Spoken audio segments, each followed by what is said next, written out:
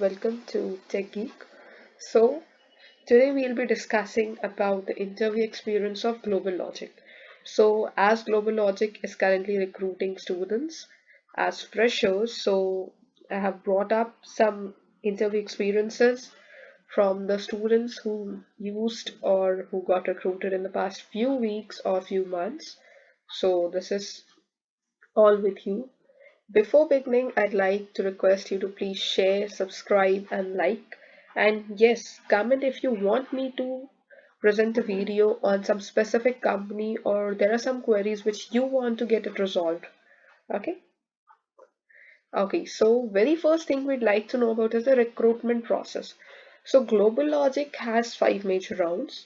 The very first is online round. So online round is based on MCQs and programming questions. So now for this online round, mostly it's a hacker earth or you can say test, and basically last year they used a hacker rank profile also, but for this year they used hacker earth. So it would be basic four questions that would be DS based and logic based, and MCQs will be overall about your core subjects. Coming to the second round, it is a group discussion. So group discussion is basically on the current topics that are going on. It's just to check your fluency, your interaction skills, how you communicate, how you show you are showing about your views. Are you able to speak up in public and so on. Then comes to the third round, that is technical interview. Now in Global Logic, there are two technical interviews and one HR interview. So be prepared because each of them is a elimination round. Okay. So prepare well and we are there to help you out in each and every point. Okay. Coming to round three. Now round three technical round, basically it is, you can say, round three is a average and round four is little advanced. So it's kind of a step difference. Okay. For round three, what they'll ask you, the major questions asked are why global logic. Now, why global logic is something they'll ask you in HR also. It is kind of a general interaction question. So be prepared. Why do you want to join that company and why you are a good fit? Okay. Then comes to your resume.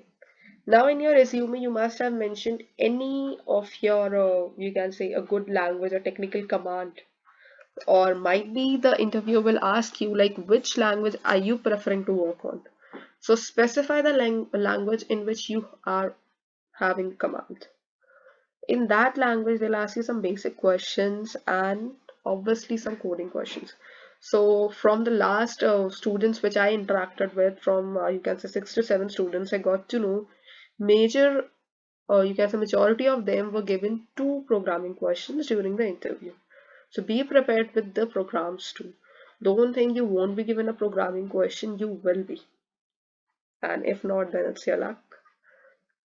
Then the next question that comes up is, what would you do if you are given a task apart from coding? Now, obviously, they are taking you as an SDE role, so the preferable work is coding. But if in case they ask you to do some other task, let's say it's analysis or documentation or something like that. So, what would you do, or will you be comfortable with it? So, now this is your choice. I'm not saying to give it a yes or give it a no. Think about it and then answer. It's according to your view, your perspective matters, and if yes, then why, and if no, then why.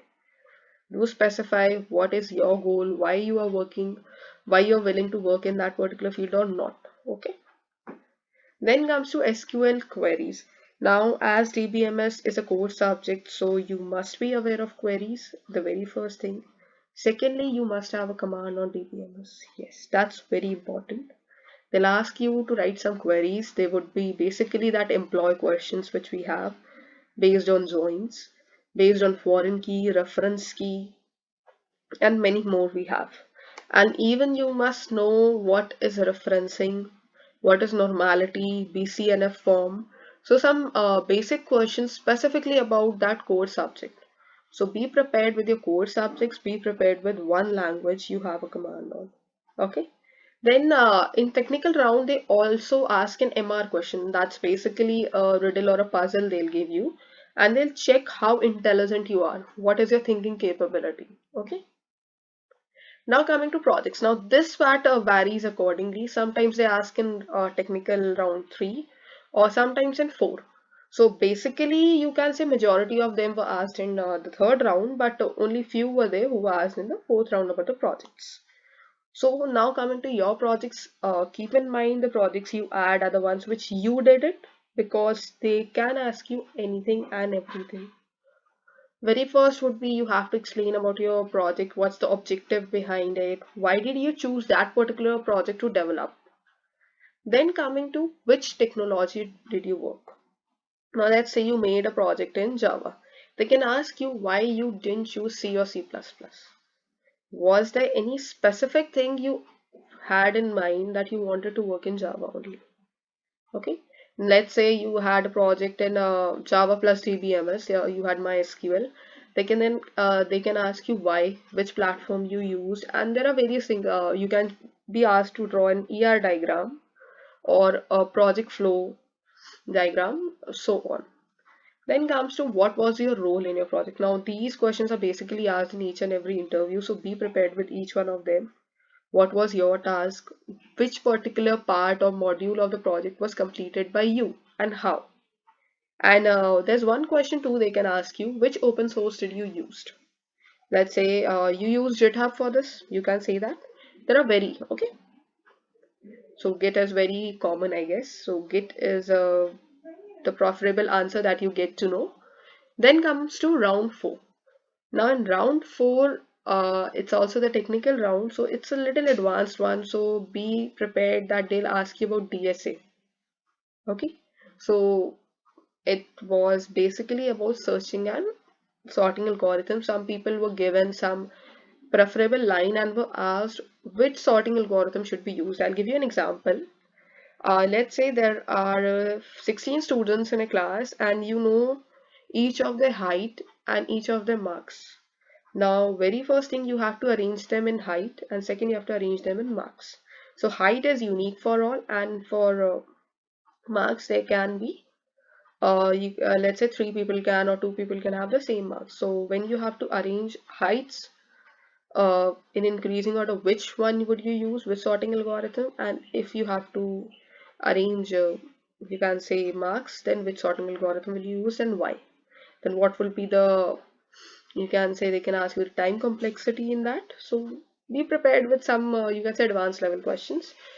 Then coming to the software engineering model and why would you choose that. So there was one person who was asked about spiral model, and one was asked about waterfall, and the third one was asked about agile. And just because agile was mentioned in their resume, so that was a different one, whereas if you see the major ones asked are spiral and waterfall.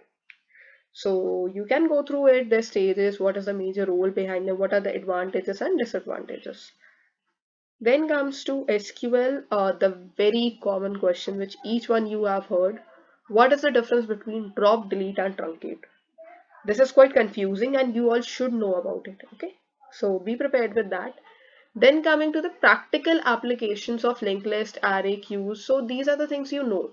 It can be stack also. So this is a basic question which each one of you must know, like linked list kahan use hota hai. Then comes to arrays, where you can use that. Queues we know, ATM machines mein hum kaise khade hote hain. You can give some practical examples of these things. Okay, but don't give a childish answer. I would prefer that you should search for these, and in case you're asked the same one, if you give a different answer, not the same one as others do, then obviously you have higher chances of being selected. Okay. Then as I said, there were some coding questions asked in the first round. That was a technical round 3 and sometimes in 4 also.